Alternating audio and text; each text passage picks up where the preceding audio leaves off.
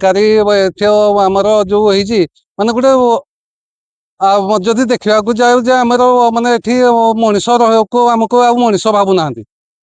କାରଣ ଏଠି ଅଯୋଗ୍ୟଙ୍କ ସହିତ ସ୍ୱାସ୍ଥ୍ୟ ସେବା କେବେଠୁ ଦେଉଥିଲା, ଯେବେଠୁ ପବିତ୍ର ମୋହନ ପ୍ରଧାନ ମେଡିକାଲ କଲେଜ ହେଇଛି ସେବେଠୁ ଏଠି ଟେଣ୍ଡର ଆକାରରେ ହେଇଥିଲା, ଯୋଉଟା କି ମାନେ OSSS ଜରିଆରେ ଯୋଉଟା ସରକାର ଦବା କଥା ସେଇଟା ଆମର ଏଠି ପାଉଥିଲେ। ଠିକ ଅଛି, ଆମକୁ ଠିକା ଜରିଆରେ ଦେଲ, କିନ୍ତୁ ଦେଲ ଯଦି ତାର ଯୋଉ ପ୍ରକ୍ରିୟା ଥିଲା, ଯଦି ଆଜି ନକଲି 1.5 ମାସ ହେଇଗଲାଣି ନର୍ସ କେଳେଙ୍କାରୀ କୁ ନେଇକି 1.5 ମାସ ହେଇଗଲାଣି, ଆଜି ପର୍ଯ୍ୟନ୍ତ ଅଭିଯୁକ୍ତ କେହି ମାନେ ଗିରଫ ହେଇନାହାନ୍ତି।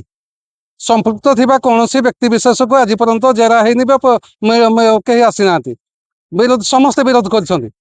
ସ୍ଥାନୀୟ ବିଧାୟକ, ସ୍ଥାନୀୟ ମାନେ ସେ ତାଙ୍କର ଦଳ ବଳ ଧରିକି ବିରୋଧ ଦଳର ଭୂମିକା ନିଭେଇଛନ୍ତି। କଂଗ୍ରେସ ବି ତାର ବିରୋଧ ଭୂମିକା ନିଭେଇଛନ୍ତି। କିନ୍ତୁ ଆମର କହିବା କଥା ଯେ ବିରୋଧୀ ଦଳ ଭୂମିକା କଣ ଏତିକିରେ ସୀମିତ?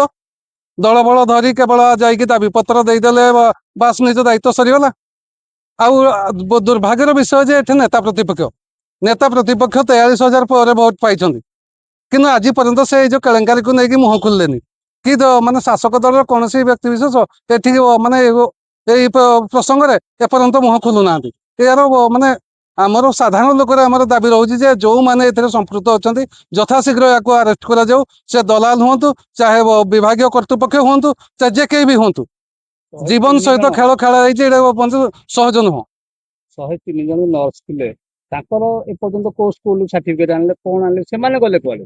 103 ଜଣ ନର୍ସ ଯୋଉ କେଳେଙ୍କାରୀ ଆମର ଥିଲେ, ଆପଣମାନଙ୍କ ଜରିଆରେ ସର୍ବସାଧାରଣ ଆପଣମାନଙ୍କୁ ଧନ୍ୟବାଦ ଦେବାକୁ ପଡିବ ଯେ ନାହିଁ ଗଣମାଧ୍ୟମ ଯୋଗୁଁ ଆଜିକି ମାନେ ପ୍ରିଣ୍ଟ ମିଡିଆ ଯୋଗୁଁ ଏଇ ସବୁ ଜିନିଷ ପଦାକୁ ଆସିଲା, ନହେଲେ ଆଜି ବି ଆମେ ଅଯୋଗ୍ୟଙ୍କ ହାତରେ ସ୍ୱାସ୍ଥ୍ୟ ସେବା ପାଉଥାନ୍ତୁ।